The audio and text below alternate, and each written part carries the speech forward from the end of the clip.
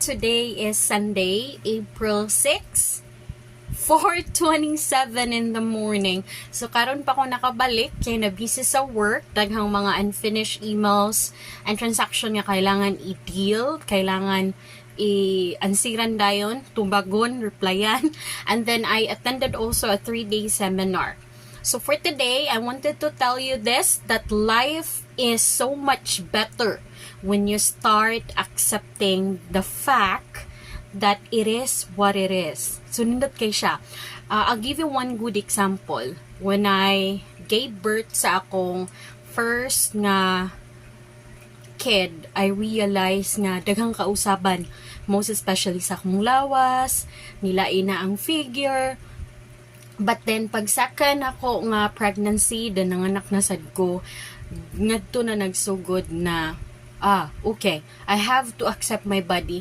Dili ko kailangan maminaw sa storya sa laing tao because mas importante man internally kung unsa o how kanang giunsan mo pagpanggay mong self na agyoy tendency nga dili na nato mabalik ang mga butang nga nahitabo na, most especially ang lawas nato, kaya sometimes usa na sa reason why parents right now, mga mother, dili na sila ka-focus more sa work kay they are worried unsa isulti sa laing tao.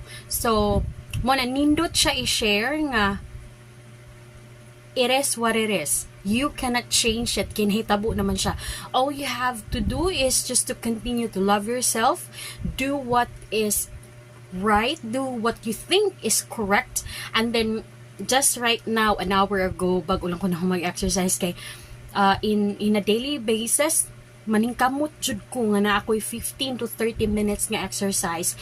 But right now, naglisod pa ko adjust doing jogging. Kay hangak pa jud siya, so what I'm doing is naara jud ko sa balay. So always remember that life is so much better when you start accepting the fact that it is what it is. You just have to accept. From the time na imo nang gi-accept na maugi na mahitabo, pray for it, do something about it. Ayaw san just, okay, inana, dawato na lang jud nga inana. No, you have to do something para life will be better, because life will never be fair. It's always been unfair. All you have to do is do something every day para mahimo ang life happy. Bye-bye!